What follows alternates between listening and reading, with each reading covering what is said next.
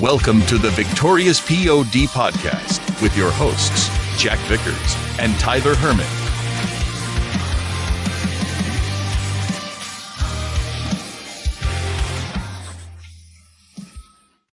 What up, Pod Squad? Welcome back for another edition of the Victorious POD. We are back here covering some Week 13 look-ahead stuff. I thought Week 13 was going to be the unlucky thing, but apparently Week 12 was, because we've got some sad news in the Guillotine League as well. And we're going to be doing some drafts with cartoon animals and reliving our nostalgia. And I read that line and I just realized I didn't prep anything, so we're going to see how we go. But me neither. First off, I'm going to throw it over to Tyler. And how you doing? What's new in the world? Not a whole lot. And we enjoyed Thanksgiving, so we have had an interesting evening. Children will be children, and puppies will be puppies. So, I mean, tough evening. So this is currently the highlight of the day. Yay! But every year after Thanksgiving, we go get our Christmas tree, and so we got our big one, and then Katie got a little kind of 3-foot one essentially for her office. Well, our dog decided to attack that one and knock that one over. So we got nice water everywhere and ornaments everywhere. So highlight of the week, going to get the Christmas tree. We had a fun time. Tree farm was a blast, hayride, all that fun stuff. And we bring it home within a day and a half. It has been already knocked over once. So we are slowly figuring out how to keep a puppy and a 1-year-old away from a tree. And it's not going very well. Not ideal. We don't have a tree up yet, but we're actually going to the tree farm and cutting ours down this coming Saturday. So Nice. We'll have that ready to go. Christine already made sure the house looks like someone threw up Christmas everywhere. So that's that, unfortunately. And we had 3 different Thanksgivings over the past week, including one we hosted on Saturday. So that was about the extent of our excitement. So nice. Not a whole lot else going on. It's just busy holidays. So yeah, I like it. Moving into the exciting question/game of the week, I have another new one that's a blast that I've been wanting to do forever. I kind of did this once before with some football-related things, but we're going to be doing a liar-liar segment. So essentially, for those of you not familiar, we're doing a 2 truths and a lie, but this one has nothing to do with football, so that we can clip it and people can actually care if they don't follow fantasy. So I'm going to give Tyler 3 absurd-sounding facts, and he's going to have to determine which one of them is the lie. These were already, I did not necessarily come up with them all. These were already pre-made up, so can't blame me if I don't have my sources cited. But all right. I do have 3 rounds of it. We can see how long it takes. We can do 1 or 2 and see how many Tyler gets, and I can always save more for the future. But we'll kick it off here. So if you need me to repeat any, let me know. But right off the bat here, truth or lie number 1. Male pandas do a handstand while peeing on trees to maximize their outer field. There's that. Number 2, there's an island between California and Hawaii called the Pacific Bird. It's 30 meters wide, and it features a 120-foot rock formation that greatly resembles giving the middle finger to people who pass by. Number 3, an apple you buy in the supermarket was actually harvested around 8 to 12 months before you even bought it. Interesting. I love all of those. And also, I was going to say, take us through your thought process. Don't just say 1 or 2 or 3, because that's no fun. Well, pandas are adorable, so they can do whatever they want, and I can see them being very territorial. So I'm going to say that one's for sure true. Okay. I would not be surprised. There's so much stuff out in the ocean. I would not be surprised for someone to have found something between California and Hawaii to just be like, yeah, it's a rock formation, and probably doesn't even look like somebody giving the middle finger, but somebody attributed that, and now that's what it looks like. And then the apple thing, I have no inkling how long apples take to make or harvest or to get to the actual market. So that'd be a complete guess. So I am going to say the island is the lie. And I don't have any reason why. But that's got it right. Yes. You are correct. The island is the lie. It was completely made up. There's nothing that in that part that was true. I won't do any half-truths either. It won't be like, well, it is an island named that, but it's not the rock. No, none of that is true. It's totally made up. So, fabulous. Yes. I gave these 3 to Christine, and she used to work in produce at Target for 2 years, and she immediately was like, well, I know the apple one's true because we learned that. And I'm like, that was supposed to be the one that stumped you because it sounds the most out there. But yeah, I like it. Apparently they just sit in storage for a long ass time. So yeah, that's crazy. All right, Tyler's 1 for 1, so we're not ending on that because that's unacceptable. The second trio. That was a great game. Let's move on. The end. Tyler just lists facts. The second trio. Number 1, Elmo from the Muppets is the only fictional character to have received knighthood from the Queen, an honorary doctorate, and the Nobel Prize. Number 2, there exists a biological immortal species of jellyfish that can reach full maturity and then it reverts back to infancy. And number 3, to avoid traumatic brain injury, woodpeckers wrap their tongues around their skulls in a small empty cavity to help cushion the blow whenever there's impact. Okay, crazy.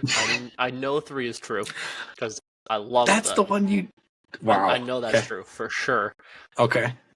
And can you add more onto that? Is there anything that I missed? Because that was a crazy fact. No. Okay. I've just seen that before. I have kids in animal books, and then they're like, woodpeckers' long tongues wrap behind their brains because when they woodpeck, and then they stick their beak in and use their long ass tongue to get the ants or whatever they eat, and then when it wraps in, it's so long it can't just go into their body, so it wraps up and around their brain. And I'm like, that's the most badass thing ever. It's so cool. Yeah. Anyway, that's absurd. About that. And then so once again, you're down to 50-50, so that's not bad. Down to 50-50. And then Elmo getting knighted and a doctorate and a Nobel Prize. And then, what was the middle one?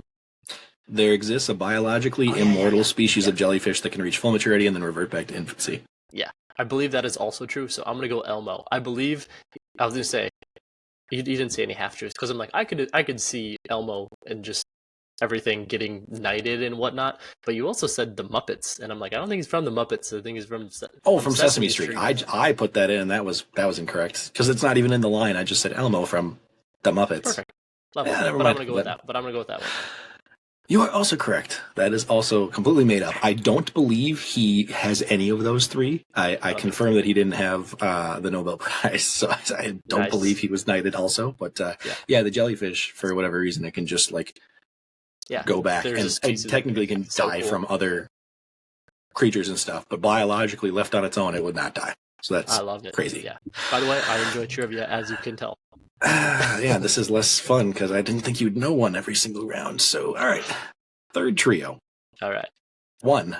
This is I'm doing all 3 at this point. This is a whole episode. I love these so much. Number 1, using genome editing tools. Stay with me. Harvard scientists were able to store an animated GIF of a galloping horse in the DNA of bacteria. There's a lot to unpack there. Okay. I think I follow. Number 2, the opposite of paranoia is called proanoia, and it means a suspicion that everyone is conspiring to help you instead of conspiring against you. Yeah. And then number 3, due to selective breeding, the average modern horse now puts out the equivalent of roughly 1.2 horsepower compared to the output calculated when the term was originally coined in the 18th century by James Watt.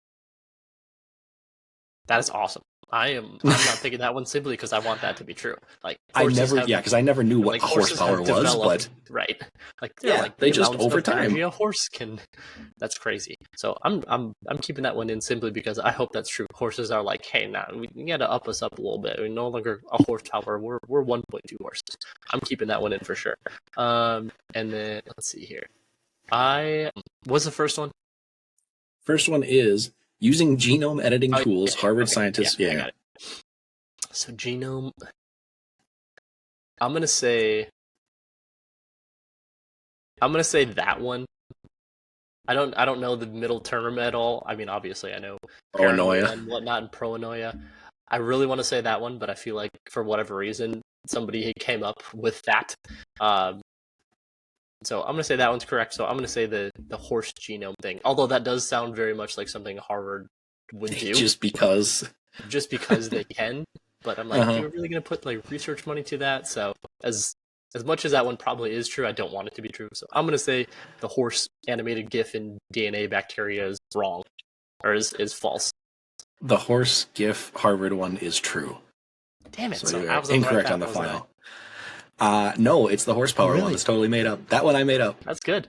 I like that. I looked can it up see and I was like, what? I've always been like, what is horsepower? And so the first clue about a horse GIF gave me the idea of like, oh yeah, horsepower. Let's see what this is. Nice. And I looked it up and it was like, it has nothing to do with horses. Nothing. It's just, yeah. So Yeah. nothing didn't change over time. They measure it I just differently, want that but to it's be true. not changed in units. So There there's our liar. There's our clip that people can play along and let us know if you got it right without cheating. So there you go. I might do that one every time. I love liar so much. I will take 2 out of 3. Yeah, that's pretty good. You got 9 different trick clues. So, fan interaction stuff, Discord, YouTube, blah, blah, blah, blah, blah. NFL news. Tyler, talk about our Vikings. Nope. I'm going to drink now. Yeah, you take a drink. I took a drink. It was absolutely terrible. I mean, our offense was absolutely horrific. We lost to the Bears 12-10. We didn't They let didn't the score a Bears touchdown. get in the end zone, and we lost. Absolutely terrible. And I was like, and they missed another field goal as well. Maybe did they miss 2 field goals? Maybe just one. I don't know. One, I think, yeah. Yeah, just the one in the very first drive. But it was horrible. It's just inept all the way around. The Dobbs came crashing down to earth in the last couple of weeks. 4 interceptions. We'll do that too. We told you it was coming. We did. I mean, he's been a perennial backup forever. He wasn't all of a sudden going to turn into an absolutely stud quarterback, but he's been serviceable. Case Keenum effect. Case Keenum effect.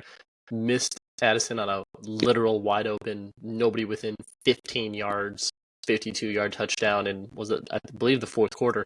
Pretty much just threw it to the sideline too far. Had plenty of grass, literally nobody around him. He throws it to up the seam a little bit, or up even the outside of the numbers, still plenty of room. Although, granted, Addison was on the sideline. Addison took a weird route on that and turned backwards to like... and so it was over his outside shoulder toward the sideline when nobody was around. I'm like, if he literally just put it on a line, he walks in. Nobody was within 15 yards of him. But not only that, Addison didn't even catch it. He didn't even keep his feet in bounds on that. So, I mean, also on Addison. So, mostly on Dobbs, also on Addison for not just at least securing the catch. So, it was pretty terrible all around. But, yeah, if you got anything else, I pretty much gave up after midway through the third quarter. I'm like, it is 11 p.m. out here, and this is horrendous. I'm going to bed. Yeah. I said that, too, even last week, where I was like, either we need to just lose or we need to make a statement and win, not just like squeak by like we did the first time we played them. And halfway through the game, I was like, this is embarrassing. Even if we win, this is more of a loss than a win. So terrible. That was frustrating. Obviously, one of Dobbs' 4 picks was not his fault because the ball was popped into the air a million yards away and picked off. Yeah. But the crazy stat that I heard today was both teams' entire play calls combined, only 4 total plays were passes past the line of scrimmage. The rest were all screens and backwards passes and like dink dunk. How's that like possible?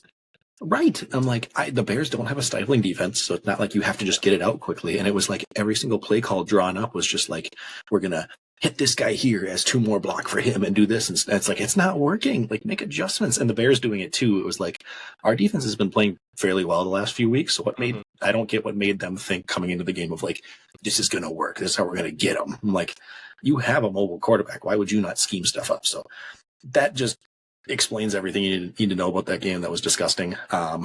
We've now 2 weeks lost where we have combined given up 1 touchdown between both teams. Like we held the Broncos the entire game too, and then just couldn't do anything. So defense has been great, surprisingly, and the offense is the struggle. I'm curious what they'll do coming out of the bye. We can talk about it in a little bit, but there's already reports of like they don't know what they're going to do at quarterback, and obviously Mannion is just the emphasis of throwing in the towel. So for me, I would love to see Jaren Hall start just to see what we have. I'm not expecting he's the better option, but I just want to know. And at this point, I think that's what it's very clear we're not going anywhere. You got a bye week, so you have 2 weeks to get the rookie ready and get him more like prep time. He doesn't even have to start the rest of the season, but just like give him a shot and then, go to Dobbs if needed or whatever, depending on the playoffs. But like, I don't care at this point. It's a very lost season. I would rather just like try some stuff out and see what happens. Maybe things change with Jefferson back and like that at least gives Dobbs like an easy option to just let him do the work. I don't know, but I'm not feeling good. We lost 2 games we should have won.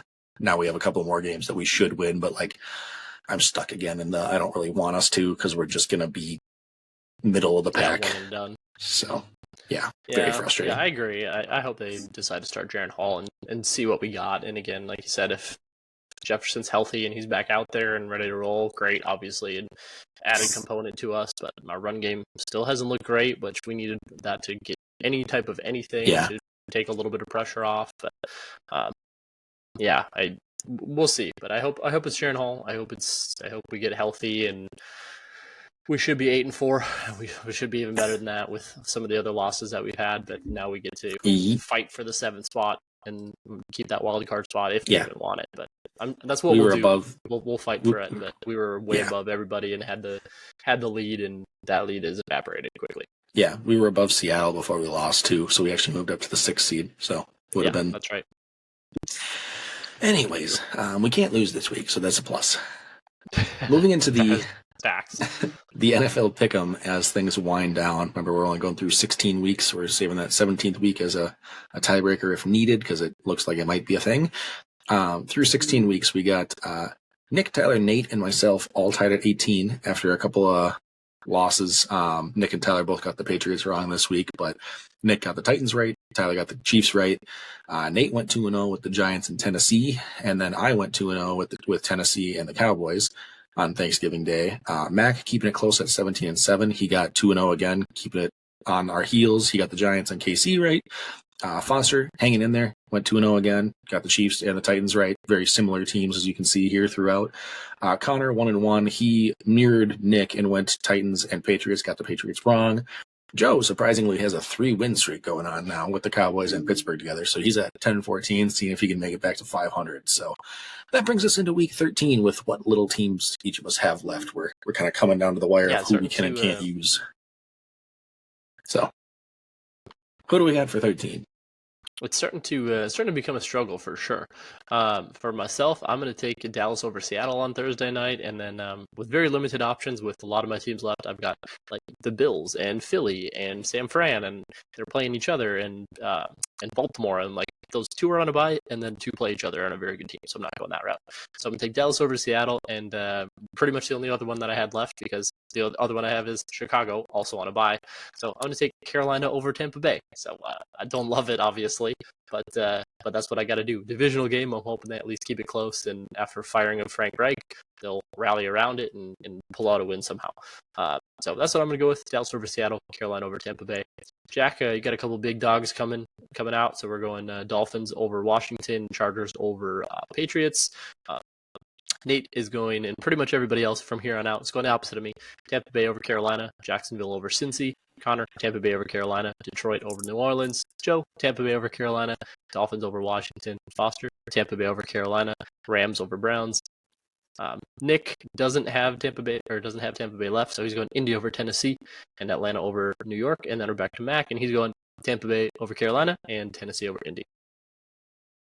So basically, either Tyler or Nate loses with the Tampa Bay Carolina. So I love to see that. I'm sure I'll end up tripping up on one of these two, but I feel very, very good with mine. This is kind of where my early season strategy is paying off. I got a lot of lock teams picked, where even if you were just picking with no teams blocked off, I'd be picking two of these as pretty good mismatches. So we'll see what happens. Like I said, it's a lot of different ways they can go. There's probably 5 of us realistically that could easily win it over these last 4 weeks. So we'll see what happens. Speaking of NFL Pick'em, we got the CBS one going on, where 2 weeks ago I went my 14 for 14 and kind of stormed back in towards the lead, and now I'm hanging on there. I'm still tied for first. I didn't gain a game on the other guy I'm tied with, even though we had like 5 or 6 different picks. Each of us just like flip-flopped who got one right. So it's just like, damn it, it could have been like a total swing for one of us. But so we are both tied at 121. Tyler is right behind us. He's tied for third. So everybody 121, and then the next group of people is 3 points behind at 118. So a lot of people there. Could go a bunch of different ways. This week feels a little bit more clear chalk-wise. So we'll see if there's a few that could be tripped up, but it seems like a lot that will probably have similar. So as far as the ones that I have on my week, we got Cowboys, Steelers, Falcons, Texans, Lions, Colts, Chargers, Dolphins, Bucks, Rams, 49ers, Chiefs, and Jaguars. So any that you have off the top of your head that you're for sure different on, or any you're thinking about? Yeah, a couple of the coin flip ones that were a little bit closer. Most were pretty much the same. I might go Denver over Houston. Feels pretty spicy, but I don't know. I might do that one. I might actually go Tennessee over Indy as well. Their defense has just been playing really, really good. Yeah, and the Jonathan Taylor news now. And the Jonathan Taylor news. So, that might flip it for me. yeah, so I was thinking about that one as well. And I think the rest were pretty much the same. So those are the only two that kind of stuck out, and then I was like, this one's certainly possible.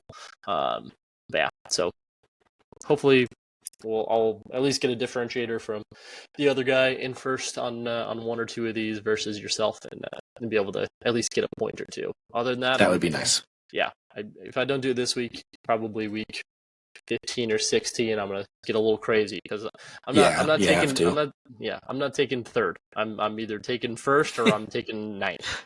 Yeah, correct, exactly. And whereas me, Ty, I just kind of have to keep hanging around and hope that he gets cute and messes up. Yes, so. Exactly.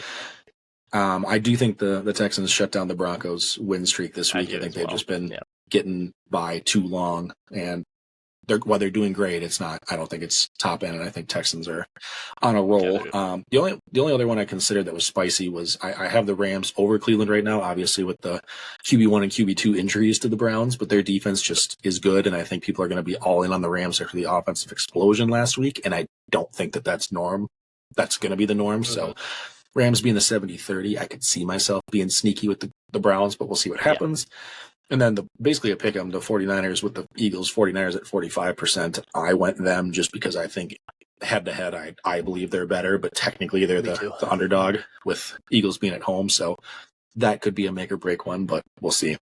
It's funny. The spread is San Fran minus 2.5. Oh, on the that's road, surprising. Which is kind of crazy to me.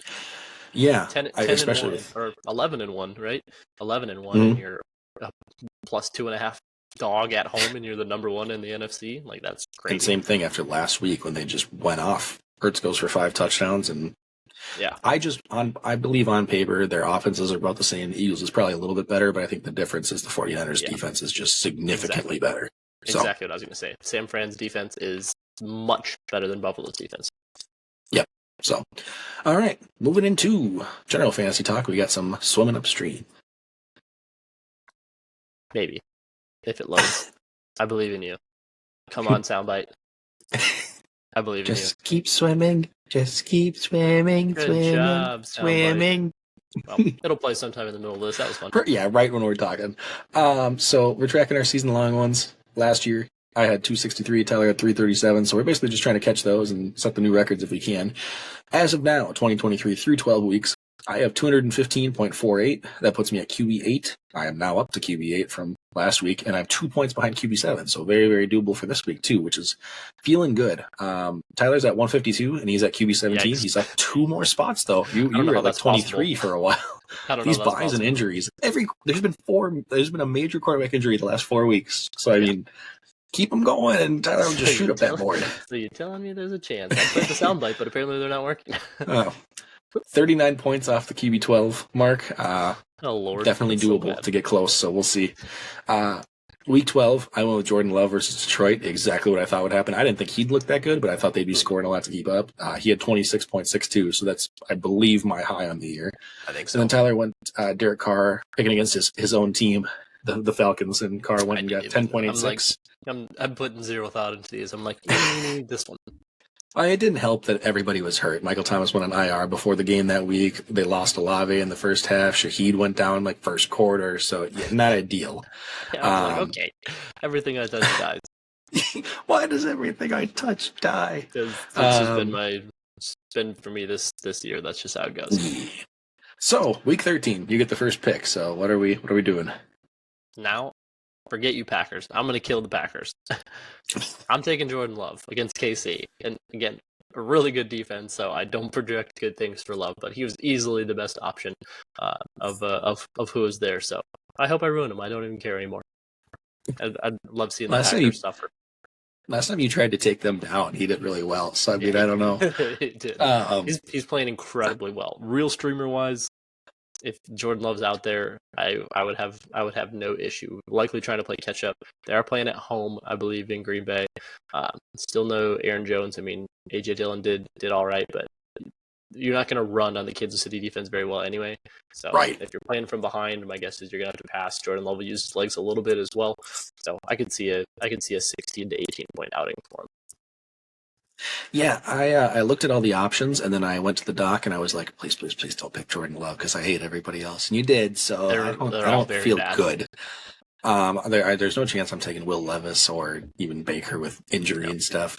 I considered Browning for the Bengals versus Jacksonville, but I just think you need to see it 1 week first. Like, he's got the weapons where it could work out, kind of like a pretty light situation, but I want to see it first. Minshew's in consideration versus Tennessee. He hasn't had much of a ceiling, but I think their pass defense is very, very bad. And now with Jonathan Taylor out, it could lean into more passing work. So, I mean, maybe.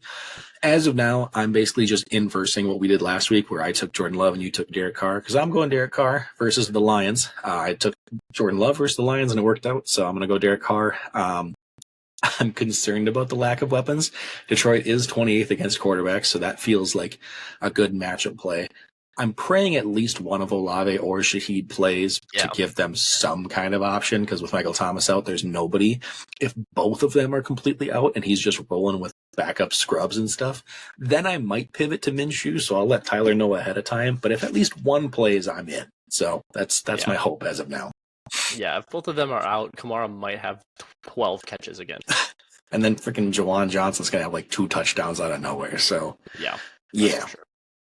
All right. Well, lovely. Moving on from that, we're going to go from fan interaction into some fun facts that I have this week. I shared some last week, and I saved some more for this week, and I'm very, very excited about them. So, where did I put? All right, cool. There's not as many. There's 5 instead of 8. So we're reducing slightly. In no particular order, definitely not in order of like most impressive to least. Brock Purdy's season ranks. Pass rating, 115. He's first in the NFL. Completion rate, 70.2%. He's first in the NFL. Touchdowns per attempt, 6.5%. First in the NFL.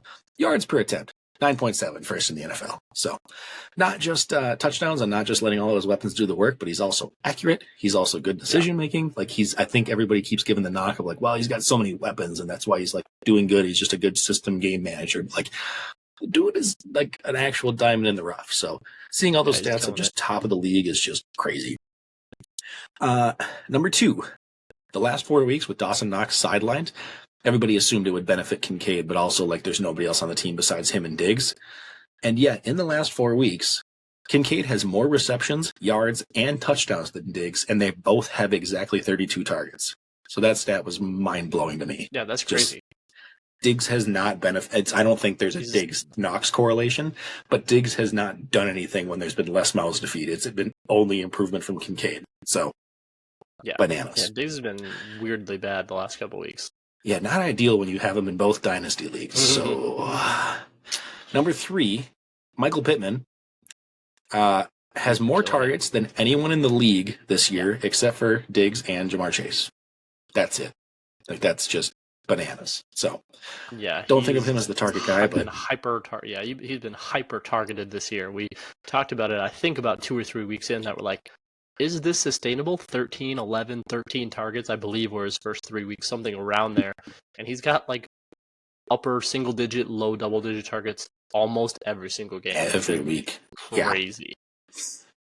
Which, especially with the quarterback injury and changes and stuff to Minshew, you don't always know how that'll carry over. So the fact that it's still happening is just, you earn targets if you're a good receiver. So regardless of what he's doing with them, which he's doing well, but like regardless of what happens, he earns targets, and he did that 2 years ago too. Last year was kind of a down year, but last 2 years, all defensive fun facts. Well, good defense for the other team. The Chiefs have scored 0 second half points in the last 4 games. Lowest of the league. Clearly, but 0 points in the second half for 4 straight weeks. That's not Mr. Face of the NFL and Travis Kelce and everything. Like, just so the Jets are scoring more than you. Fantasy team for the first you time get up ever. early and then they're like, "That's enough, Tyler. Let's just settle down." I'm not complaining. I'm still in second. Like they've been very good. So don't be doing anything silly. You're doing great in the first half. This is bad. Here we go. If you want to sprinkle some second half in, I wouldn't hate it a lot. That's not even a field goal. Like, that's insane. And then lastly, this one will also hurt you because it's one of your former boys that you've been in on. But the name Deron Bland, the Cowboys cornerback. Yeah, I know. He has the same number of touchdowns on receptions this season as Kyle Pitts has in his entire career. Yeah. That's brutal. That That's just crazy. so. I mean, obviously the pick sixes is not sustainable. It's bananas that it's already happening like it is, and it's even going to the same player. But yeah, so there's some fun, not so fun facts for you. Yeah, there's so many out there that are like, at some point you can't just blame quarterback play and coaching and all that. I'm like, I don't want to admit Pitts is bad because I'm like, the most athletic tight end ever, the highest drafted tight end ever. Like, how do you call him a bust? But I'm like, there's plenty of quarterbacks and things like that have been busts. So why can't he be? And I'm like, I don't want to come to the realization, but it's starting to feel like that, and that just hurts my soul. It's just crazy. I'm hoping he has like a later career resurgence like Evan Ingram did, because everybody talked about him being super athletic and speedster and great raw talent kind of thing, and then nothing happened for 8 years, and all of a sudden last year he was good. Like maybe he just needs a change in scenery. Maybe it's just something. I don't know. So I agree. I think if he was, again, it's not all coaching, not necessarily utilization. Like he's still running out wide and everything like that too. But has he had an accurate quarterback ever? No, not ever in his entire career. That would help. Change of scenery would be. I think everybody on the planet would instantly be like, perfect. I'm back in on Kyle Pitts. I'm back in. I would love to see it. Yeah. All right. Well, moving into unique league stuff, we'll just roll right into that since we did the fun facts instead. But Bomb Squads and Butt Cheeks, stupid league. I don't know whoever wanted to play it or especially named it. It's so dumb. So Tyler's team and my team both actually went 0-3 this week. This is the first time ever that we've had back or double 0-3s. It might be my first time all year going 0-3. So I think so. Tyler's teams are perfectly balanced at 17-17. If you go 500 again, I'm going to lose my mind. My teams are 15-20. Really good at picking average teams. Yeah.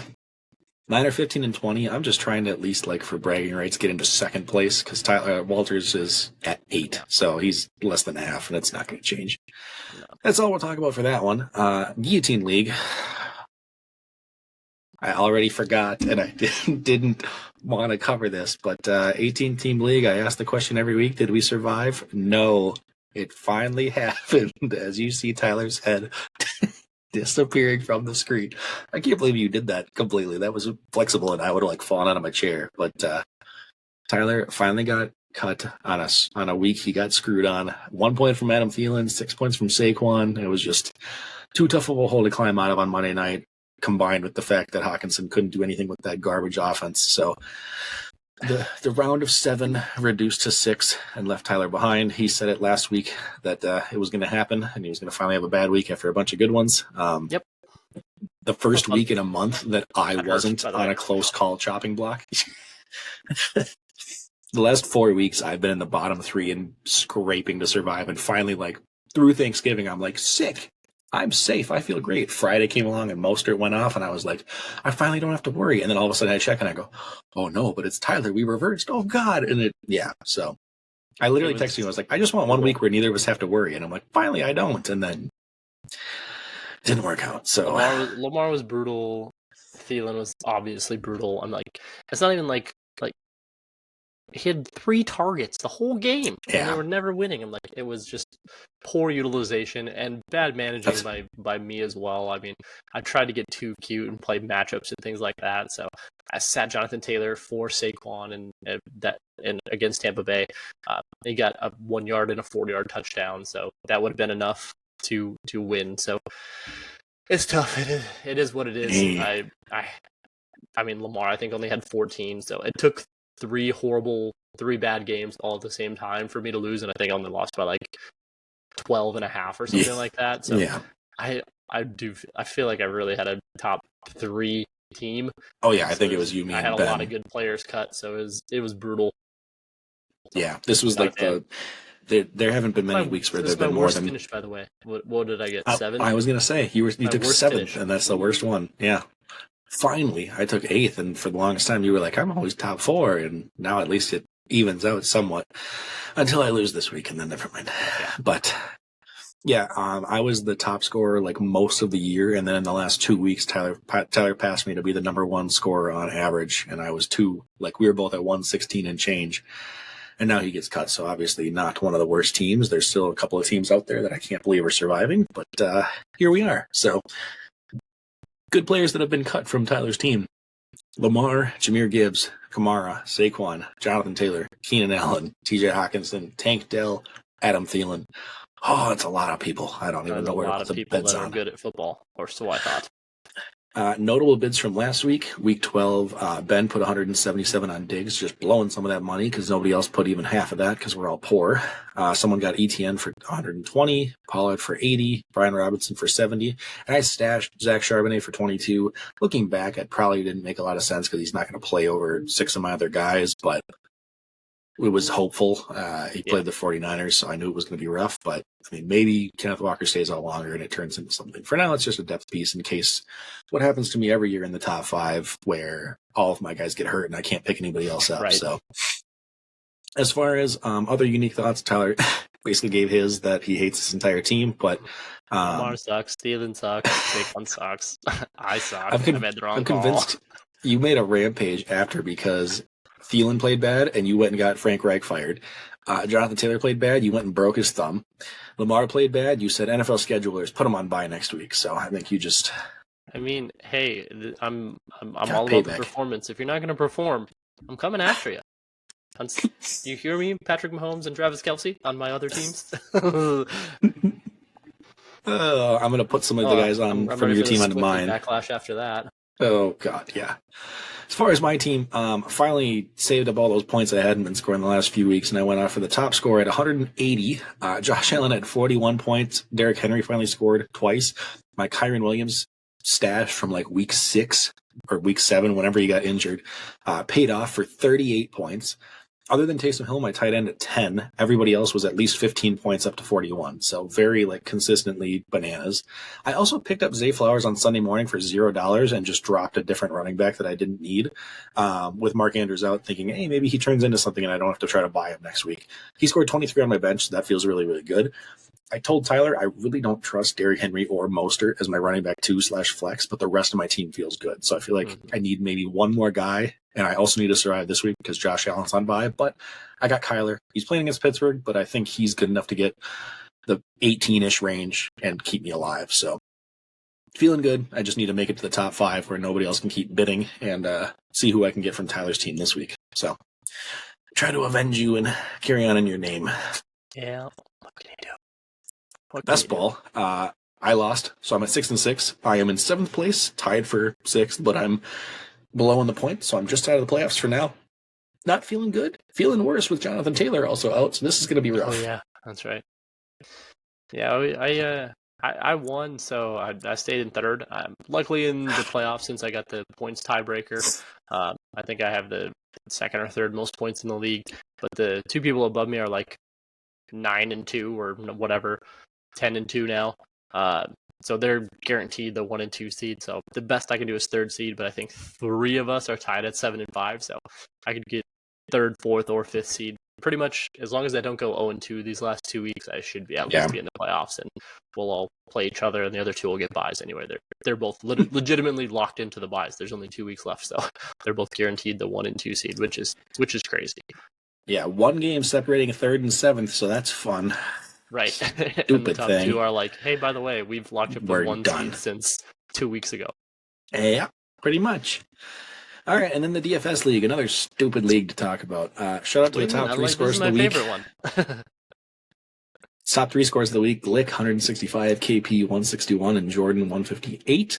That brings our combined total unofficial official scores to Tyler in first at 1817. Sounds like a year instead of a score. Ben 1782. Jordan 1720, Ryan 1660, and Nick 1654. And if you're thinking that's not Jack's finally out of the top 5. So we have a new top 5 for the first time in like 10 weeks. That's on the back of me finishing like 13th this week, but we'll talk about that in a later segment where I will be much prettier than I am right now. So top fire and value picks of the week. Trevor Lawrence had 28 at $6,400. Kyron, shockingly, number 1 running back at 41 points at only $6,600. Rashee Rice, top receiver of the week with 27 points at $5,500.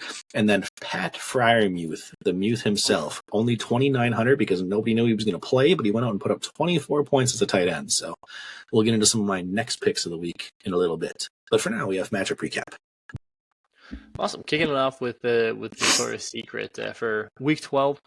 Quick matchup recap. I took down Cassie. Ben beat Ryan. Jack took down Jay. Jordan over Glick. Josh over Foster, and Walters over Alex. Me and Ben are still at first and second, respectively. Ben over myself. We're both at 17 and 7.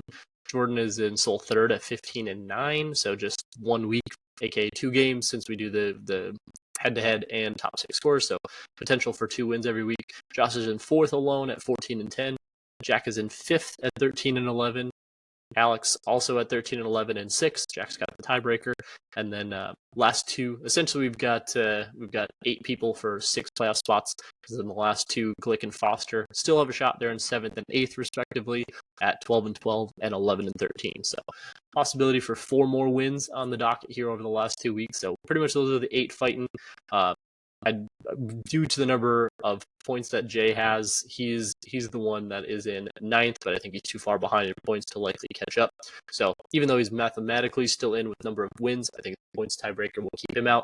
So I think the eliminated people will then be Jay, Cassie, Walters, Ryan, and Walters will be the 4 that are likely out of playoff contention here.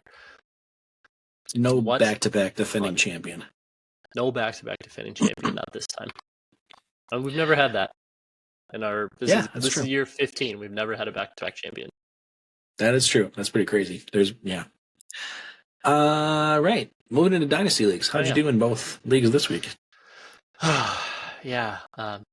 DFB, I had a bad week again. I mean, it's really not terrible for standard, but I had 88, but I lost to a 4-7 team, so that effectively eliminated me from the playoffs. Very close, essentially. But I was playing against Stroud and Zay Flowers, going absolutely nuts. So I fell to 6 and 6. I likely missed the playoffs, but I have a lot of points, so that's going to make it even worse because that means I'm going to be probably the 1.6. So I'm going to be the worst pick of the non-playoff teams. But what can you do? Essentially, it's going to come down to I played Jack this week, and if he beats me, I'm for sure out. But even if I win, I need Alex to lose, and then legitimately me and Alex play each other in next week. So if Alex loses this week and I win this week, it's straight up head-to-head. Winner goes to the playoff, loser goes home. So I'm hoping that's the scenario. But he does play the guy that I just lost to, and I don't know. So I'm really hoping for Stroud to go off again and Zay's on bye. So I don't know that it's going to happen. I think Alex will win, and he's got the points tiebreaker on me by a good number. So if he wins and I win, even if I do beat him next week, I don't know that I can close the gap on points. But it'll be very close. I'll likely either sneak into the 6th spot or I'll be in the 7th spot and first out and still get the worst pick. If you do win, though, you could easily take my spot and still have Alex make the playoffs, for the record. Because I'm also only you're 8 and 5. You're 2 games ahead of me. I'm 6 and 6. Oh, I thought I was 1. No, you're 8 and 5. Oh, never mind. Or sorry, you're because I think you're 2 games ahead of me. Because I think now Alex is at 7 and 5. I'm correct. at 6 and 6. Yep. Yeah, and I think you're 2 games ahead. We're close in points, so I guess there's a scenario where you beat me this week, you beat Al, and I lose the last week, and you skip me. But that's a nice feeling. I just realized I basically am in the playoffs. I thought I was fighting for my life. You are, yeah. I'm pretty much locked into playing Garlic either way round 1, which isn't ideal, but yeah. So all right. I think you're pretty good. You're pretty much good. It's pretty much going to come down to me or Alex now with the 7 and 5 and 6 and 6 record, but more likely him just based on who he's playing and then the points tiebreaker. Gotcha. All right. Well, I'll do my DFB quick as long as we're on it. But speaking of Al, that was a pivotal game because I faced him. We were both 7 and 4, and I somewhat smoked him. Not a complete blowout, but 103-79 to basically flip me from the 6 to the 5 with him. I made 8 and 4 now, like Tyler said, and I'm still just the 5th seed despite being 8 and 4. So that's fun. I win this week over Tyler. It guarantees me 100% in the playoffs, and it eliminates Tyler effectively, assuming Al hangs on. But a loss, I can still keep a seed with the win next week. So the biggest news for me out of today is the Jonathan Taylor injury, because Zach Moss might have just become my league winner and my playoff hero if JT's out longer than 2 weeks. That's my hope, is I can at least get him for the first round of the playoffs. So we'll see. I'm projected to lose to Tyler, but I've also been projected very low every week, and then every once in a while I come out with 100 points somehow in this standard low garbage. It makes me so sad seeing the scoring in this league and then looking at the dynasty and the other one, and I'm like 150, 87. I'm like, yeah, stupid. I got 2 standard leagues left, and so yeah, it's definitely different to be like trying to slowly convert. Yeah, it's dumb. Well, especially just because it's like, oh, Tyler Lockett had a great day of 8 catches for 55 yards. I'm like, oh, well, that's 5 points. I'm like, okay, I guess, but all right. Moving into Taco, I'll let you go first. Yeah. My team had a decent week. I think I scored like 105 or something like that. So I don't pay a whole lot of attention to the league since I'm tanking anyway. My lineup is pretty much my lineup, but I think I scored like 105. Still lost because I played Jack, who effectively still beat me by almost 30. So I scored a lot, but the rest of everybody else that's down at the bottom also scored a lot, thankfully. So we all kind of stayed in the exact spot. Yeah. So I thought people don't know how to tank. Point I scored. Yeah, I thought I was going to move. I thought I was going to move down to the 1.4, but I stayed at the 1.3, and the bottom 3 of us are all actually within 13 points, which is very minuscule in a 2 week left. And tanking individuals, that's one team going off and one team scoring 80 and the other team scoring 100, which is not very different.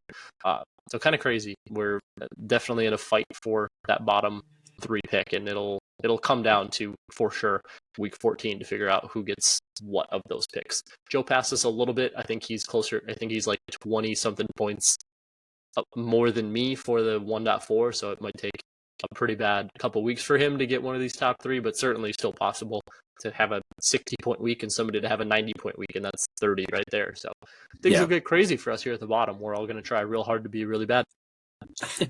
On the mirror opposite side of things, I held on to win 128 to 100. Yes, I just realized that. There you go. That's true. I just realized that. Fabulous. Awesome on IR, and you're all set. So we're good. I held on to win 128 to 105 versus an a-hole that was supposed to be tanking. I already had this penciled as a win because Tyler's been intentionally losing, and then I checked on Sunday and I was like, we're projected close? What is he doing? So you're just trying to ruin my playoff chances, but I told you I was going to try. Just think if I would have picked up any quarterback. This is not rivalry week. You're not supposed to try to change your plans to beat me. My bad. I'm 11-1 now, and the number 1 seed, so likely have a first round bye. I'm facing the number 2 seed in Jordan this week, which that could vary. Even if he beats me, I still have the points breaker, and we'll have the same record, but I currently have a game up on him, so game up on him and 2 games up on third. If I win one of the next 2 weeks, I've got a bye.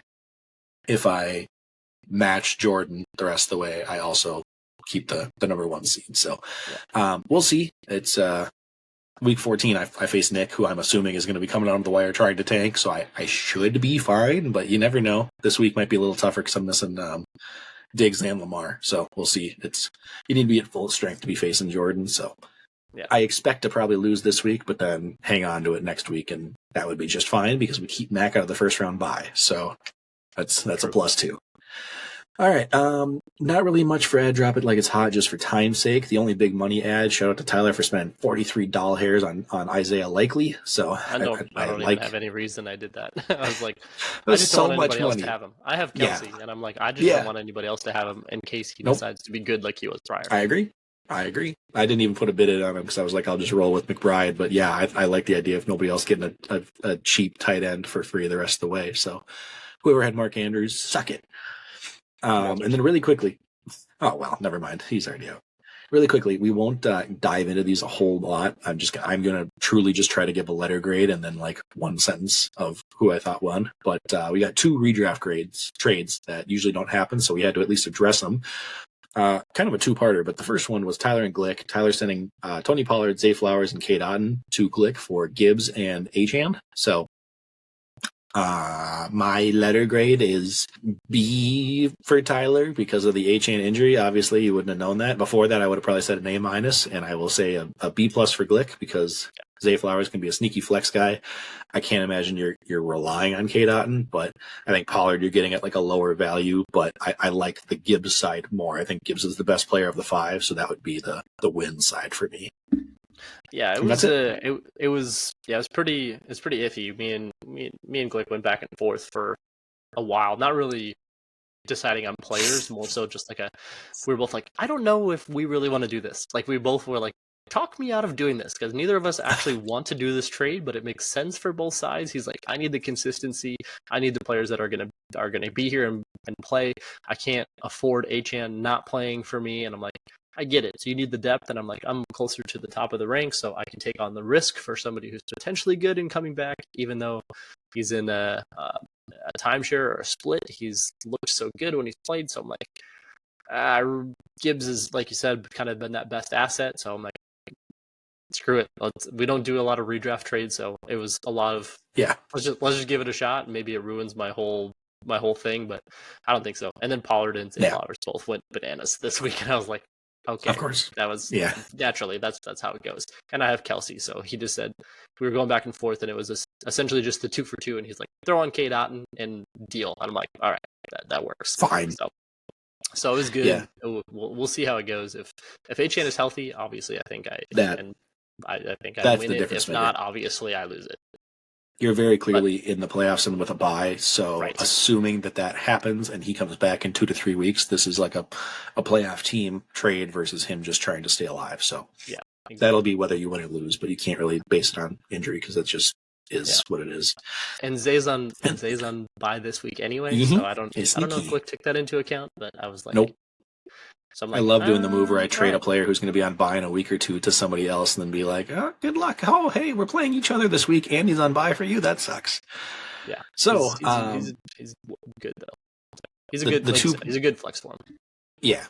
The second parter, Walters traded Derrick Henry and Romeo Dobbs to Glick for Zay Jones, or no, I'm sorry, Zay Yeah, Flowers and DeAndre Hopkins. oh yeah, you said so. Yeah. I don't understand this one at all.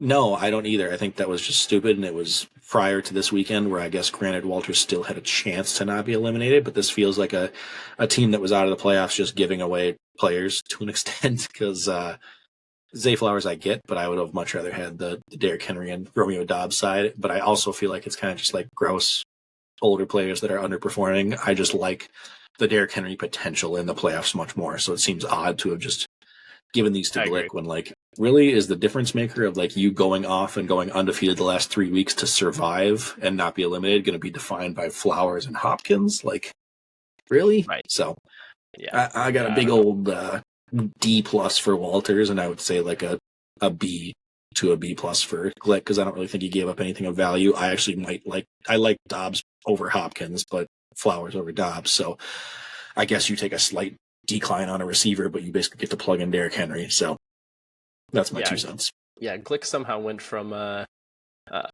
Gibbs and Miles Sanders as his starting running backs in 1 week to Pollard and Derrick Henry.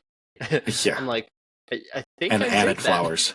Yeah, and Yeah, added Flowers. Yeah, but well, I obviously traded into Flowers to get, Dobbs. Yeah, into Derrick Henry more so. But yeah, so that's a nice little upgrade.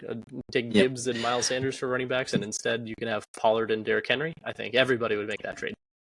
I want to know what the conversation was where he convinced you that this made sense, Walters, because it was either a bribe or it was convincing you that you could still make the playoffs when I think everybody knew you weren't making it. So, yeah, didn't make a whole lot of sense to me, but what can you do? Really quick, injuries-wise, Olave, concussion we talked about, he's questionable. I'd be surprised if he plays this week because it's been tough for the 5-day turnaround. Amari Cooper, ribs, still questionable. Kenneth Walker, oblique, still questionable. Cooper Kupp, ankle, questionable. And then JT, thumb injury. It sounds like he's week to week, going to miss at least 2. I wouldn't be surprised if it continues into more. But now, for time's sake-wise, that brings us to the betting corner. So Tyler is going to explain what this week's punishment was, and then he's going to tell us about his DFS and bets and stuff for the week. Yeah, we had a little bit of fun. So I had a couple weeks in a row, and now we're on a nice little jack streak. So I beat him in DFS this week, so he's going to enjoy this beautiful little bag on his head, and half because he lost in DFS, and half because he's wearing a Patriots jersey. So I love both of those things. So you guys get to enjoy Jack looking like that for the next 2 to 3 minutes. So my bets for the week, week 12, I went 4-1. I'm having a really good year. It's 30-18 overall right now. We're up 15.16 units. So essentially $10 better. You're up just over $150 if you're just blind following what I got going on. So it's been great so far. The one that I missed this week was the Brian Robinson. I think I mentioned it last week. The over rushing plus receiving yards was at 65.5. He finished with 64. So that was tough. But other than that, I had Gibbs over 27.5 rushing yards. We hit that. And I said Hollywood bounce back week. So I played his over receptions and yardage. He had over 4.5 receptions, over 50.5 receiving yards. And then I said pretty much all the Ravens against the Chargers. Main ones that I had was obviously Zay. So I picked Zay over 4.5 receptions and hit that one as well. The last one I mentioned was Kelsey's receiving line or receptions line at 6.5 or 7.5. Well, it opened at 7.5, so it was a no play for me. So I just skipped that one. So thankfully, because he finished with like 6 receptions, so I'm glad it opened at 7.5. So I didn't play it. So 4-1 for the week. Going into week 13, not a whole lot has dropped just yet. As far as what I'm going to be targeting, I'm going to be looking a little bit at some Tony Pollard. I think Seattle is a great matchup for them. I think it's a game where they get ahead and kind of grind it out. So I might look under the Dak passing attempts. I think it's going to be kind of a slower, kind of grinded out game. I'm going to look at Pollard over and some Dak unders. Those are the main ones I'm looking at for Thursday. Other than that, I think something with, like I said, Lions and Saints. I might look at some Kamara reception overs, especially if Shaheed and Olave are out. So those are the two that I've kept on the radar so far, but still pretty early in the week. So as I have more, I'll put them out on shorts. Otherwise, I'll text them out to those individuals that I typically do every week. But for now, that's all I got. And let's flip it over to Jack, I'm thoroughly enjoying this, Jack. So you get to take it away from here. Struggling trying to keep this lined up. I'm sure the sound quality is great in here, so bear with me. Look great, sound great. I look better than normal. So this picture is fitting for how I did last week. I took 13th, and not where you want to be, turns out. I did have big wins on Isaiah Pacheco. I talked about it on the show last week to put him in your lineup. He got 26 points. Tank Dell, everybody and their mother all had him in their DFS lineups, but he got 17. And then Trey McBride, I'm rolling with him again because his price doesn't seem to increase, but he got 13 points.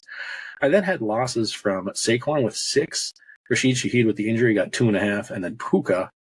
The Rams went off, and he only got 6 points, and that drove me crazy because the logic was sound. So for this week's options, under 6,500 budget guys that I like, again, the entire slate is not released, but guys that I'm trying to find through reports that have been released or ones that you can kind of build your lineup around stars and then plug these guys in. I got 2 at quarterback this week. I got Brock Purdy for 6,100 versus the Philadelphia high-flying offense. They've actually given up the second most points to quarterbacks. And then Sam Howell at 6,200 versus Miami. Basically the same thing. It's a high-flying offense. They're going to have to score to keep up. They're projected to lose by 10, so I expect them to sling it early and often. And Miami's actually the 10th best, surprisingly, to quarterbacks. So the fact that they're basically even, I would roll with Purdy over Howell, but I don't hate it if you want to go Howell instead. Number 2, I have Ramondre for running backs at 6,000. He's versus the Chargers, who the last 2 games have given up something like 160-plus yards per game to running backs. And then they, on the season, have the 3rd most catches and 4th most receiving yards given up to running backs this season. So very, very sneaky for a guy that all of a sudden looks like the player we drafted him to be. And then a pick'em of Jaylen Warren and Najee, 54 and 5,200 respectively versus Arizona. Najee just continues to seem to be the guy they're giving the starting work to and the goal line work. So, I mean, Warren's more efficient, but Najee seems to have that safe touch floor. So, and then lastly, with the news of JT, Zach Moss is only 4,600 versus Tennessee. So I expect to see him in a lot of people's lineups. Receivers-wise, we've got Josh Downs, 5,100 versus Tennessee, and A.T. Perry down at 3,300 versus Detroit, assuming everybody from the Saints is out this week. That could be a sneaky play. Same thing at tight end, Juwan Johnson for the Saints, 3,400. And then David Njoku, 4,100 versus the Rams. He's been getting a lot of targets, surprisingly, even with Deshaun Watson out. So I like him to continue to be like a safe floor kind of guy. Lastly, my only DST pick of the week so far is the Colts for 3,200 versus the Tennessee Titans. I just think Will Levis is not doing well, and I think their offense can't move the ball much. So I expect the Colts to be a cheaper, decent defense option this week. So that's my picks. Get this stupid thing off of me. That's my hair. Oh gosh, it's all messed up. All right, moving into let's get a little drafty segment here with our draft recap from last week. So we had the best Thanksgiving foods, and between the group me and the Facebooks, we shout out to Nick who joined us last week. He started with the 101 with gravy, which was the bold choice, and I did think about you on Thanksgiving when I was having my gravy. It wouldn't have been the same foods without it. That being said, it didn't really help you in the draft. Nick took third with 4 votes. Tyler took second with 6, and I had first with 12. So I ran away with that one as expected when you start with mashed potatoes and stuffing. So, I mean, it was expected. I'm glad I got that one in the bag. That being said, we started doing the unofficial Reddit score last week, too, just to get a little bit more votes out there. And this is the second week in a row that the Reddit score did not line up with the actual winner. Last week, I ran away with the Reddit votes, but Tyler got the real victory. This week, I get the real victory, but Tyler on the Reddit scores got 136. I had 87, respectively, and then Nick down was 17. So even Reddit didn't care for Nick's team. But yeah, interesting to see. So Tyler's Reddit people coming out in support. Yeah, I was going to say, so we just can't decide if all of our friends are wrong and the world is right, or vice versa. Because I felt so confident with my team this week, but I gotta think that Reddit is more correct. I feel like if I say we're only going to go by Reddit, then no one's going to ever vote. So I have to use our friends to count for now. But yep. The nice part is that Reddit really doesn't give a lot of comments. Our people on Facebook seem to continue to bring out some great sound bites. Which so is fun. Quick shout out to Nick, who took the time to go onto the poll that he participated in, comment on my Facebook group and go, "You guys mean to tell me that Team 2 and Team 3 don't get any gravy?" Pass. Like you're trying to skew the vote before anybody else has even commented. He did it within like 5 minutes of me posting it. I'm like, you son of a bitch. Another special shout out to Katie, who finally in our 2-year podcast history voted for my team. I said last week that it was collusion and it was something fishy going on, that she knew what teams Tyler's were, but she finally picked mine, so I'll take it. And then number 3, Joe O'Brien, he said turkey is like the Brett Favre of Thanksgiving foods, which is why he picked your team.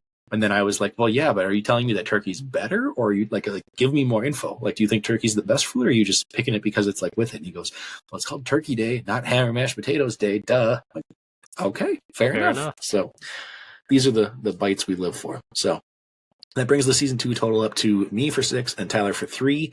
We still don't have a guest judge or drafter who's won yet. So if you would like to be the first, let us know if you want to be on next week's whatever it is.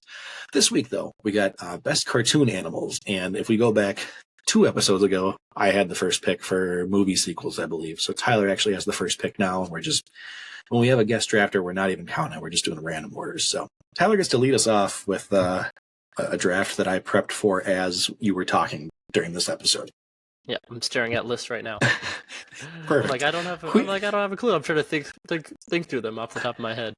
And I'm like, there's so many that are talking versus non-talking, and then there's so many like humanoid that I guess are kind of still animals, and I'm like, So yeah, I don't really know, but I don't know what the 101 is. You know what I have to take simply for the memes.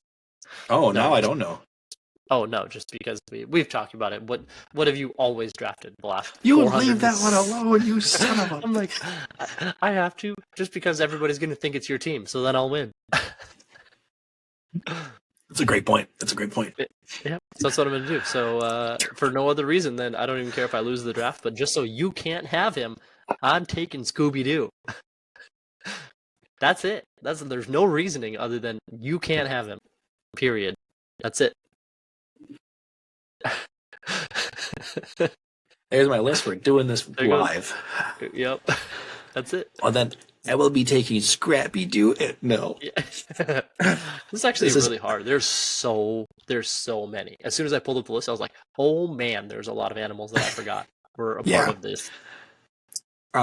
This is the equivalent to I pulled a piece of paper out of my pocket that said draft Scooby no matter what, and now my entire plan is destroyed like draft day. So yeah. Oh, this is actually really hard. So I actually don't know where this is going to go. There's a lot of good ones. This hurts to cross them off the board, but being that I have 2, I am tempted to just go like iconic and figure it out with a bunch of these other randos later on. I know one of my picks for sure, and I'm going to go just icon in terms of cartoons arguably ever, and I'm going to go with Bugs Bunny. So yep, I picked that's my other, the only one that can really rival Scoob. beyond that, man, I want to go a lot of different ways. I want to go like personal favorites. I want to go ones just to hurt Tyler because I'm angry and I'm hurt now. There's so many. But do I just go double iconic? Oh God. I'm gonna go Kermit the Frog. Nice. That's another one that was a late addition to the list, but Bugs and Kermit seem like two that you're gonna know. Solid. Yeah, that's pretty solid. But I 100%. I'm gonna stick in the dog category, and I have to take Pluto. Yes. So I love me some Pluto. I love Pluto. Yeah, I like him more than Scooby Doo. How's that? Ooh. There is Mickey Mouse Clubhouse on here 40 times a week, which also helps. That's one of the two that happens now all the time too. Correct. So I love me some Pluto. So that's got to be one of mine. And then I got to take. This one's actually a little bit harder. I don't know. I think I'm gonna take. Tell me which ones you're deciding between. I promise I won't take them next. I know. There's. Oh my gosh, there's so many. I'm actually going back. I just realized I could have gone more rounds than I thought I would have trouble, and now I'm like I could go 6, and I have tons. I could go so many rounds with this one. There's so many. I'm gonna go a little more old school, and probably one that maybe not everybody's gonna know, but I'm gonna take Abu from Aladdin. It was on my list. I debated taking it last one just to spite you for Scooby. No, I was like, I love it. There's so many ones that are probably better than him, but that one hits home for me. My only fear with that one, and I was going to make a comment about it, but I didn't want to give away that it was on my list too, was I was afraid the name recognition wouldn't be there. Like, people know the monkey from Aladdin, but seeing Abu, I don't know if everybody's going to be like, oh, that's who it is. Maybe we'll have to put the names of the movies in. Yeah, that's fair. I'll give you that one. No, Scooby-Doo from Scooby-Doo. Bugs Bunny from Bugs Bunny. Yeah, no, I love Abu. Abu is like the only one that needs. Abu is underrated because he gets overshadowed by the genie, who's the best Disney character of all time. But Abu is very, very funny. So yes, I like that. Agreed. So there's so many. Okay, go ahead. There's like 3 more that I want, so I'm good. Yeah. I am gonna go. Oh, there's so many. Are we going 4 or are we going 6? Oh, no, you don't get to decide that right now. Fine, we'll decide after rounds 4. Okay, one of my 2 picks is going to be from my favorite Disney movie growing up. We've talked about this, where Aladdin is your go-to. Mine is The Lion King, and I am not taking Simba because that's the basic bitch pick. I'm going Pumbaa because he's the best character. So that's right. That's my 103. I like when I was a young warthog. Timon and Pumbaa, iconic duo. That should have been in the duos draft. I'm just realizing, but that is so bad that we missed that. That is correct. And then I got a lot of other ones here. I have one that seems cheating, like it'll just be a vote getter. But I'm gonna go with another. I feel like everyone's gonna think that this is your team because I'm going with older picks.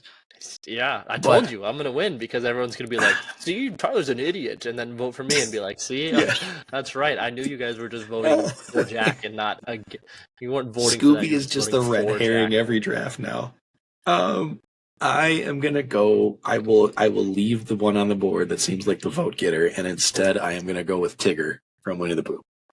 That is actually, I thought that interesting. I thought Tigger was gonna be there for sure. I love Tigger. Yep. So, I don't know. Bouncy. I don't know which one you're going to think is the vote getter now. I really don't. Well, you'll see if we go 5 or 6 rounds. Nope, we're not now. We are no longer doing that. All right, what are Tyler's next 2 picks? Yeah. I don't know. There's so many good ones that are still out here. I have several good honorable mentions because everyone's going to say, why did you take this one? And I'm just going to say them now so that they're after, so that they're covered. And I'm going to say this because I'm not taking him, but the vote getter is not Simba, is it? No, I specifically was like, I'm passing on him because he's not. He's just well known, but no.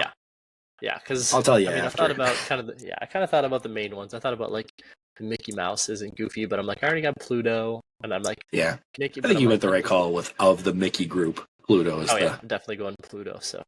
Ooh, I'm actually kind of stuck on where I want to go with this last one. So I'm gonna take. I'm gonna go a little more. I don't even know. I don't. I'm gonna take. Or you can say who I'm you're gonna. between. I can't take anybody, so. Yeah, that's true. I'm between taking three. I want to take Flounder. I love Flounder from Not on my list, but that's a great is a really pick. good one. Stitch from Lilo and Stitch. I really enjoy. Oh, yeah. See, and I saw that and I was like, I don't know how to classify him as an I don't know animal, if so I left it. I didn't really either. So he's on there too. And then the last one was the last one I had. And then I thought about Zazu as well, from Lion King. That would be good. Yeah. So those are kind of the three, and I know Yeah. none of those are the vote getters for sure. Yeah. But I think for my last, oh no, and then I had the fourth one, and then I have for the more new school crowd, I have Hey the chicken. Oh, that's good. So I think that'd be funny. So that was the one that I'm going. I think I'm going to go with that one, just because the amount of times, as you know, that we have watched Moana around here. Easton once watched Moana 3 consecutive times. Like, it got over, he started it again. It got over, he started it again. And one day, great parenting, by the way. But we just let him go because he was absolutely Mom and Dad taking a nap. Just for everybody to be like, who the hell is that? I am taking Hey the chicken because he is hilarious. Yeah, see, you're definitely going to need to have the movies put in here, so you I don't even care. I don't even care if I lose these. I stayed way true to myself here. I did too. I feel like I like that. I went all kind of old school guys, but it's You did. That was fun. I love Tigger. Oh. Tigger, actually, if you wouldn't have picked him, would have been my last one. Yeah. Pumbaa, I just wanted to give him the honor of the third round instead of fourth, but Tigger feels like a strong number 4. So okay, we'll name them all, and then we'll run through some of our honorable mentions here. All right, so my team ended up being Bugs Bunny, Kermit the Frog, Pumbaa, and Tigger. Yeah, and I've got Scooby-Doo, Pluto, Abu, and Hey. That's so good. There's so many that we left out here. Beyond the ones you already mentioned, did you have other honorable mentions on your list? As far as some of the other honorable mentions, I mean, obviously, like Winnie the Pooh would be a big one. I thought about Raj from Aladdin as well. Was a really good one. And then I thought about Mushu from Mulan. He was one of mine on my list. Yeah. Yeah, and then all the Mickey, Minnie Mouse, Goofy, blah blah blah, and then Flounder and Zazu were pretty much the main other ones that I had. I didn't have a whole lot of other ones. From the same Little Mermaid universe, I had Sebastian the Crab because I thought that's true. Also underrated. He's just so serious. I don't know that anybody really likes. That's true, but it's just something about the accent. He's got probably the most iconic Disney song there is, and then I think his like dry, dark humor is. What'd you forget? I ruined it. I just thought of another one. What? Sven from Frozen. Oh, that would have been good. Yep. That would have been very good. I didn't think about it until just now. I was trying to think of this is what would have happened if we would have prepped. I was trying to think of new school movies, and I obviously just got like a little bit more older school movies. And not that Frozen is new by any means, but I was like, new age run through like Disney plot lines and what animals are central to it, and I just got to Frozen. Dang it! That's a good one. That's a miss. Tweety, one of my favorite. Snoopy. Yikes! I had Snoopy, but I was just like, I mean, I don't know that I really love him as a character. I was just like, yeah. Pretty generic. One of my favorite Cartoon Network shows as a kid, I had Courage the Cowardly Dog on there, just because the show was great. I watched the show a little bit, but not too often. That's a good one. I also had Sid the Sloth. Oh yeah, Sid. I do like Sid the Sloth. And then for when you were talking about Mickey Mouse Clubhouse, because it's one of the only 2 shows that plays all the time now that gets our little kids' attention. But the other one that I wasn't going to put anybody on there from because it wouldn't have been enough name recognition, but Bluey's a big thing in our house, and I was going to put Bandit Healer, who's the dad, because he's hilarious and he's everything I want to be. He plays every game and he buys fully in, and it's just Bluey. I've said this to Christine, but this is a show I would watch even if I didn't have a child, because it's an entertaining show and it's actually well written. So I love Bandit Healer. It's surprisingly good. There's like episodes where I'm like, this is 7 minutes long. Why do I feel emotional at the end of this? Like that's good for like kids and like teaching feelings and like developing and stuff. And so lastly, the vote getter one that I felt like was cheating. Technically Family Guy world, Brian Griffin was going to be my fourth round pick because I just feel like everybody would have been like, oh, he's the best because he talks and he's like a human and stuff. But I was like, that doesn't feel like one that I actually would pick as a favorite. He's just cynical. So we missed Blue from Blue's Clues. Oh yeah, I didn't think about. I did think of Clifford. But that was Clifford. about the extent of where it went. Man, so I should have done prep for this. I was like, I'm trying Blue, to go off the top of my head, and I was like, we did this one a disservice because we did this very quickly, but still pretty good. So, I don't mind it. next week's topic, I have three options. I didn't put the third one in there, but we have best fictional foods still hanging around. We have best smells, and we have best flavors. So like not a food item, but like a flavor of something that like just whatever. So I'm going best smells. I like that. That's my first pick too. So we're gonna do best smells, just whatever that means to you, and descriptive and not bad smells. That's the key. So Not bad. Perfect. if anybody wants to get in on that, let us know, or let us know what animals and cartoon animals we missed. So that's going to do it for me / us. We're finally running it out at a semi-decent time here. So next episode, week 13. Hopefully it's not the unlucky week for you, the witching hour of weeks. Let us know if you have any segments you want us to discuss. Friends of the show, MinneZona Sports. Shout out to you guys. Still love my Percy Harvin jersey. Wore that at the Turkey Bowl, actually. So that was fun. ADH Dads and the Game Boys. You can follow all of them in our links below. Discord, YouTube, Twitter, all that stuff. Great things. Comment on the YouTube video, please. Give us some content to work with. And Tyler, round us out. Anything else? Sign us off. No, we're good. Appreciate everyone listening this long as always. So it's a lot more fun when we have 3 people for this draft. We want to get a 4th person in here. Let's get everybody in here. Whoever wants to draft. 12-person draft. 12-person draft. It'll make us go deep into the repertoire. So it's a lot of fun. You can ask Lexi. You can't really ask Lexi. Probably ask Nick a little bit more than you could ask Lexi. But I think he had fun with it, and so I promise we aren't scary. And you don't even have to really look at us, and you definitely don't have to smell us. You don't have to be. I can bring the bag back. Jack can bring the bag back. I think we're gonna make that a staple. But yeah, so if anybody wants to join, it's a lot of fun. It doesn't take anything to sign in or log in, and you don't have to come in here and sit for an hour in a waiting lobby. We'll text you when we're ready for you, and you can be on for 10 minutes and then go to bed. So it's a lot of fun. If anybody wants to join us, greatly appreciate it. But yeah, votes as always is a lot of fun. But until next time, Pod Squad, enjoy the evening. Peace out. Thank you for listening to the Victorious POD podcast. Follow us on YouTube at the Victorious POD.